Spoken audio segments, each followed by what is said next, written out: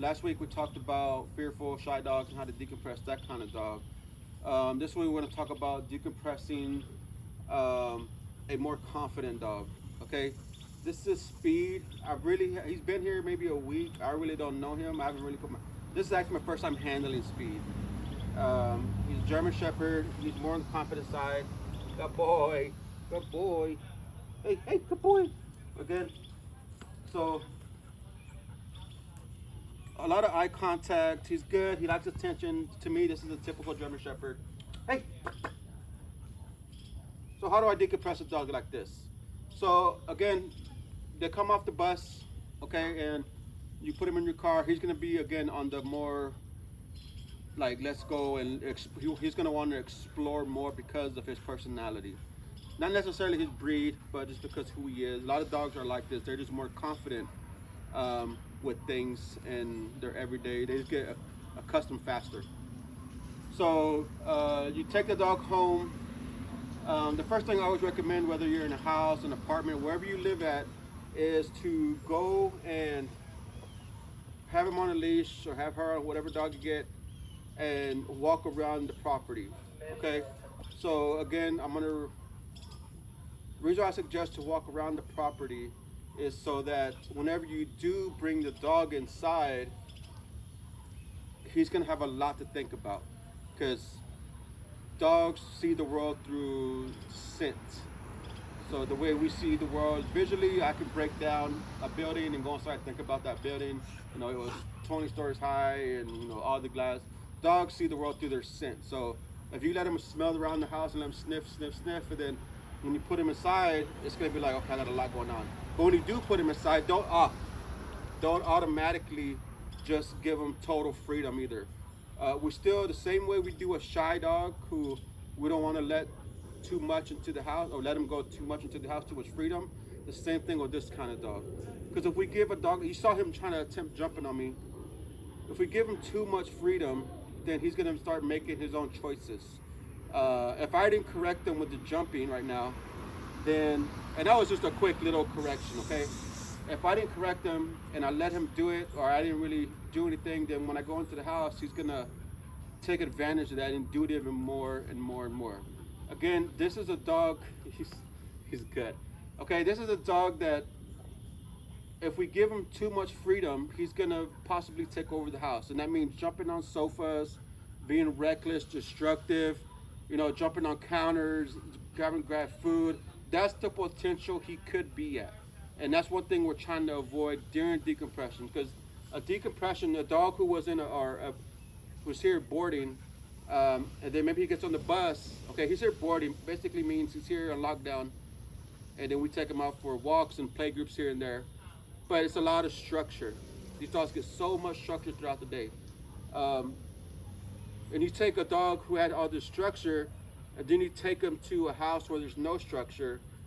A lot of times these dogs don't know how to behave because they just come from being in a kennel, and then you just let them loose in the house, and it's just too much for some dogs. And too much, I mean, again, he can start being destructive, start jumping on places, just start being a handful. So then you're gonna have to start like, okay, what do I do? Now I gotta implement training and all of that good stuff. But you can just, take him off the bus, put him in your house, and build a new routine for him. So you don't want to take away the structure so fast.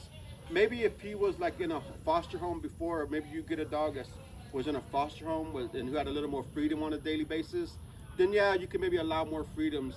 Because a lot of times fosters, we love them, and because they're saving lives by foster, but some of them don't agree with kenneling, and that's fine. That's their home.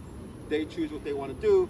But in that case, we don't want to put a dog who is not used to a crate in a crate, okay? Because it's not familiar. They're going to freak out. But this dog is used to a crate. So a crate is familiar to this dog. A crate is like, okay, I recognize it. This is similar. He puts it together. So a dog like it's in boarding, maybe a crate may be better to give him that structure in the beginning, so that he's not allowed to start building his own routine, which is being, bouncy and everything. We want to. If you put a dog into a new home, new environment, you want to set the rules from day one. If I don't want to be I'll wait till he settles in 3 or 4 weeks. I'm gonna put my foot down or start training him. Just do it from day one, okay? The day one kind of training is the best. And you don't gotta necessarily train him. You just gotta give him structure and boundaries. Again, get home, walk around the property, let him have a sit festival. And then when you bring him home, I would only limit his freedom to, again, one room, whether it's the living room, wherever his kennel's gonna be, basically.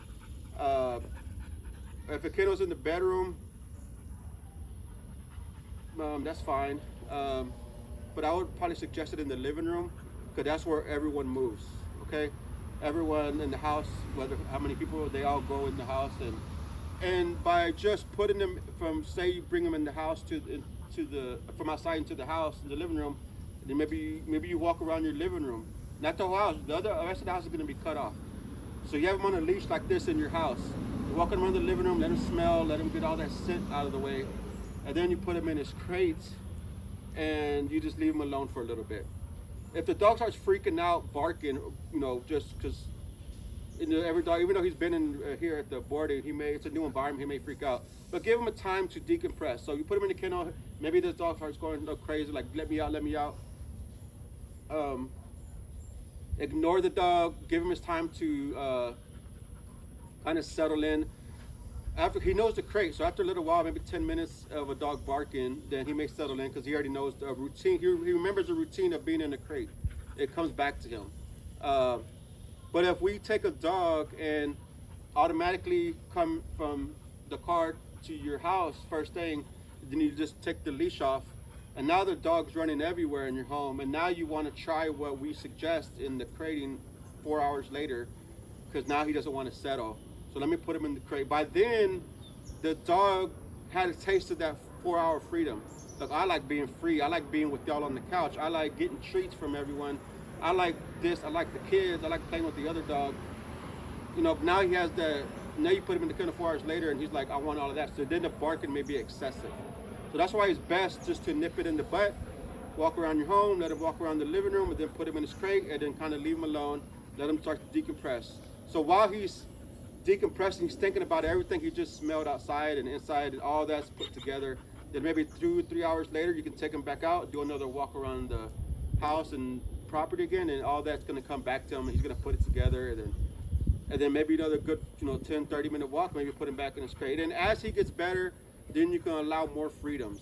So maybe at nighttime when y'all want to just have family time and watch a movie or something, maybe kind of cut off the living room, cut off the kitchen or the hallway, and just let them be in the living room. Just so give them access to the rest of the house. So again, the whole point is like that talk was to build a new routine for the dog. Okay, the dog had a routine of being in a rescue or a boarding facility, so now you gotta kind of keep up that routine or make a new routine for him in this new environment he's at. And the sooner you start your routine, the easier it's going to be for you in the future. Because a lot of times people will wait a few days because they think that freedom is the best thing for a dog, and then they start to see this behavior start to develop over a few days, and the dog starts to settle in, or whatever. Then they start seeing behaviors start to happen, and then they want to start kenneling, and then that's where the issue hits. Is they wait too long to start to set the routine that we had initially in place for them. So that's why it's best to start a routine from the get-go, from the job. We understand that you got a dog for a companion. Every dog is different. Some dogs will adapt to stuff very well. Some dogs may struggle. I'm not saying he will struggle, I don't know, but I would want to set him up for success. A fearful dog, same way. I would want to give him his time to be by himself and figure out stuff and learn all the kids in the house, all the dogs or cats or other people. And so same thing, the kennel allows them to see it without having to, feel too much pressure of having to go engage with that. So that's why routine is the best thing for a new dog. Again, every dog is different, but I would rather y'all, or my recommendation would be to start it from the get-go.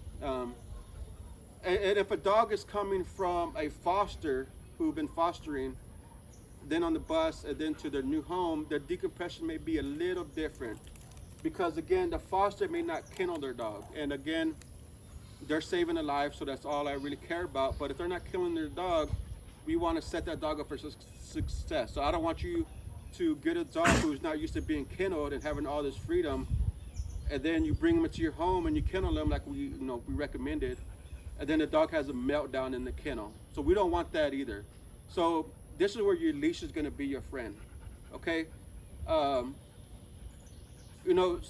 if a dog's not used to a kennel, then because we don't want to have that bad association either. That bad, oh my God, this place, the media put me in the kennel, I'm gonna have a meltdown, I'm gonna cry all hours and whatever. So this is where your leash again can be your best friend. So again, you get home with that kind of dog, you walk around your property, you let him have a little smell fest, then you go into your house. So instead of going into the kennel, keep him on the leash and just walk him. So if you go to, come on, let's go. If you go to the kitchen, he goes to the kitchen with you. If you go over here, he's going with you. If you need to go to the restroom, maybe you can hand him off to somebody. The thing we don't want to do again is allow any dog, too much freedom in the beginning. Because if he's allowed to go in every bedroom, every hallway, then a lot of times that can be overwhelming for a dog. And they may maybe a potty trained dog will start to potty in the house because they know that back room is I'm gonna go pee and poop in that back room, and then, just unwanted behaviors develop with too much freedom. So let's go. You just start, hey, come on. Speedy. So he's tired. He's tired out. Speedy, what you doing? What you doing, Speedy? What you doing? Good boy. Speedy is available for adoption, by the way. He's a New Mexico dog. So that's the way you decompress a dog that's coming from a foster home into your home. Is use this as your friend. And if you do want to drop the leash, again, try to block off the other rooms, the hallway, or use like a baby gate. And you can and a lot of times you can just drop the leash, and he'll be okay. And if something does happen, maybe you start to panic, you can just pick the leash up easily without causing too much panic. Okay. A lot of times we get overexcited if a dog's being anxious, and then we start to put our hands like stop. And then some dogs love being touched like this. Even though we think we're giving them a correction, stop. He keeps, stop. He thinks like this is a game. Stop. Because our hands, to most dogs, is affection. This is love. This is attention. Even though we may, see that? Hey, quit. And he keeps getting back in. If he's jumping on me, hey, come on, jump.